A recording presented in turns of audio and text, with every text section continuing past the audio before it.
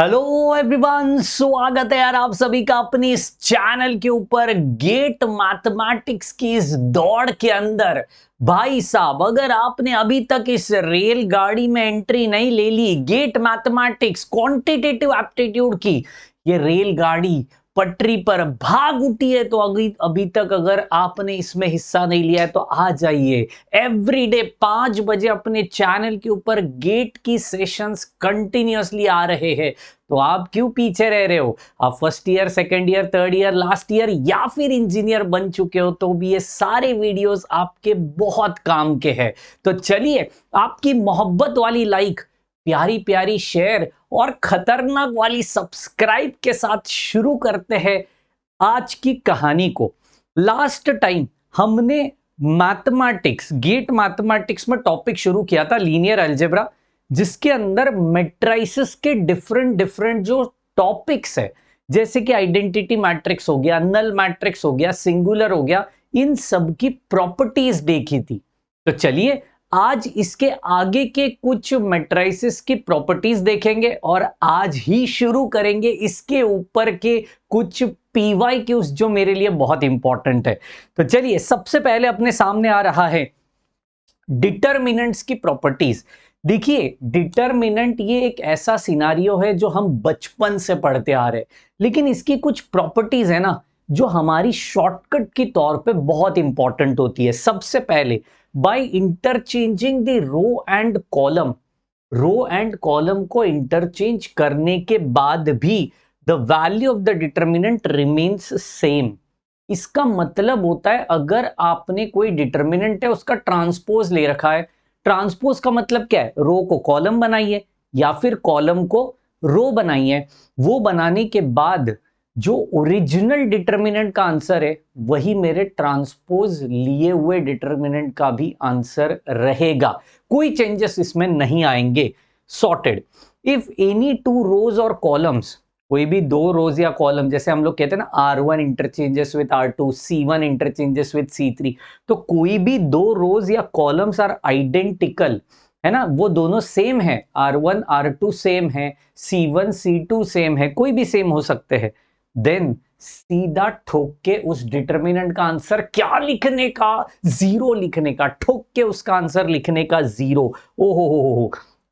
Next one, if all the elements of a row और a column are zero, पूरा का पूरा एक रो, हाँ पूरा का पूरा एक रो या फिर पूरा का पूरा एक कॉलम अगर जीरो बन जाता है जनाब, तो उस डिटरमिनेंट की आंसर बनती है बिल्कुल भी जीरो। क्या बनती है? जीरो। Amazing. If all the elements of one row और a column of a determinant, सारे रो का, पूरे एलिमेंट्स या फिर कॉलम का, are multiplied by any scalar value, मतलब कोई भी कांस्टेंट वैल्यू से अगर उसको मल्टीप्लाई करते हैं। एक एग्जांपल मैं यहां पे दिखाना चाहता हूं। ऐसा सब कुछ है। अगर मैंने कहा कि नहीं, रो वन को मुझे 5 से मल्टीप्लाई करना है, कितने से? 5 से, तो पहले इसका आंसर निकाल लो। 4 माइनस 6, आंसर बनता है -2। अभी इसको 5 से मल्टीप्लाई करने के बाद ये भी 5 होगा और ये हो जाएगा 10 और ये बनेगा 3, ये बनेगा 4 एज इट इज, क्योंकि आपने सिर्फ रो वन को मल्टीप्लाई कर रखा है। तो अभी इसका आंसर देखो कितना आ रहा है, 20 माइनस 30, आंसर कितना बना? -10। इसका मतलब है, अगर आपने कोई भी रो को एक स्केलर वैल्यू से मल्टीप्लाई किया तो उसकी डिटरमिनेंट की वैल्यू भी स्केलर से मल्टीप्लाई होती है। वही यहां पे लिखा है, then the value of the determinant is k times the value of the determinant, that k is nothing but a scalar. तो इन सारी चीजों को बहुत ध्यान से हमें पढ़ना पड़ेगा, क्योंकि इसी के ऊपर बहुत सारी शॉर्टकट्स आपको दिखाई पड़ने वाले हैं। एक और मैट्रिक्स लेता हूं जो हमारे लिए और भी ज्यादा इंपॉर्टेंट है, जिसका नाम है properties of a inverse of a matrix. देखिए यार, इनवर्स ऑफ अ मैट्रिक्स हम 11th में पढ़े, 12th में पढ़े, engineering first year second year सब जगह पे पढ़े, लेकिन इसकी जो प्रॉपर्टीज है ना वो बहुत इंपॉर्टेंट है। मैं फॉर्मूला पहले लिखना चाहता हूं। फॉर्मूला बनता है A inverse which is equal to 1 upon determinant of A into adjoint of A. तो इस प्रकार से आप बिल्कुल भी ए इनवर्स को फाइंड आउट कर सकते हो। अब इसमें से जो पहली प्रॉपर्टी है वो हाफ चड्डी पहन रहे थे तभी से आपको आ रहा है, that is A into A inverse which is equal to A inverse into A which is equal to I. मतलब एक मैट्रिक्स उसी के इनवर्स से अगर मल्टीप्लाई कर दिया तो आपको आंसर हमेशा मिलता है आइडेंटिटी मैट्रिक्स। क्या मिलता है? आइडेंटिटी मैट्रिक्स मिलता है। नेक्स्ट वन, ए बी का inverse, A B the whole raise to inverse is nothing but B inverse into A inverse. इसी को बोला जाता है रिवर्सल प्रॉपर्टी। हमने देखी है, हाँ जी, प्रीवियस सेशन में भी देखा था, जाके जरूर देखिए, क्योंकि ये सारी चीजें हमारे इंटरलिंक्ड होती है, एक दूसरे के साथ कनेक्टेड होती है। एक में पढ़ लिया तो दूसरे में पढ़ने की जरूरत नहीं है। लोग पूछते हैं सर गेट के शॉर्ट नोट्स कैसे बनाने का। भैया शॉर्ट नोट्स तभी बना पाओगे जब भी आप उसकी गहराई को समझ पाओगे। इसलिए चैप्टर को मैं बहुत बेसिक से ले रहा हूं ताकि हम पहले चैप्टर के गहराई को समझें और फिर जैसे जैसे समय नजदीक आएगा 2025 2026 के लिए, एग्जाम के लिए, तभी बताऊंगा शॉर्ट नोट्स कैसे बनाना है। इवन इफ कुछ एग्जांपल्स भी भेज दूंगा आपके लिए, चिंता नहीं है। नेक्स्ट वन, तीसरा, A and B are inverse of each other. A is equal to B inverse या B is equal to A inverse, ये हो सकते हैं if कंडीशन क्या है? AB is equal to BA is equal to I माने क्या होता है? आइडेंटिटी मैट्रिक्स होता है।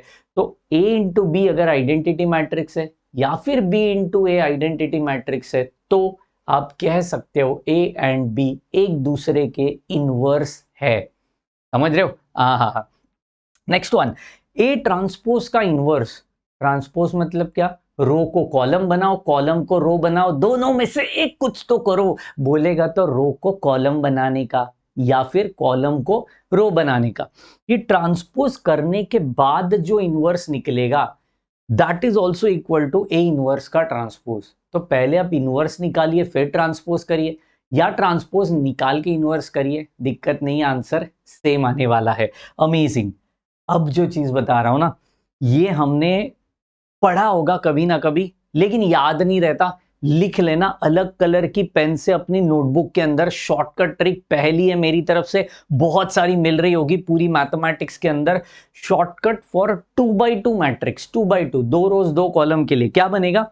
ए बी सी डी ऐसा मेरा मैट्रिक्स है, उसका अगर इनवर्स निकालना है तो simple 1 upon determinant of that matrix. बोलेगा तो A D into B C है ना, that is what determinant of the matrix into diagonal element को चेंज करो। देखो ए के जगह पे डी आया, डी के जगह पे ए आया, डायगोनल एलिमेंट को इंटरचेंज किया एंड नॉन डायगोनल उधर के उधर रखा लेकिन उनका साइन चेंज किया।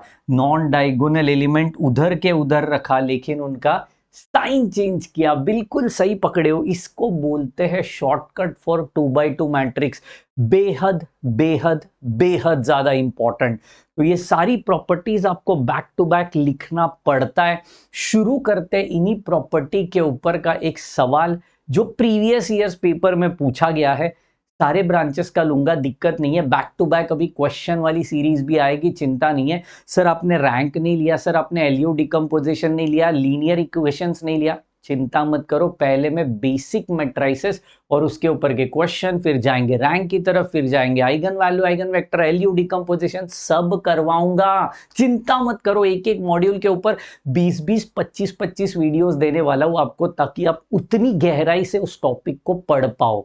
तो चलिए, बाबा जी का साथ निभाना है, पहला सवाल लाना है। If A is equal to, ओहो, ए दिया हुआ है, बी दिया हुआ है, A into B transpose is equal to कितना है? देखो कितना चिंदी क्वेश्चन पूछते गेट कंप्यूटर इंजीनियरिंग के अंदर। 2017 में ये क्वेश्चन पूछा गया था 2 मार्क के लिए।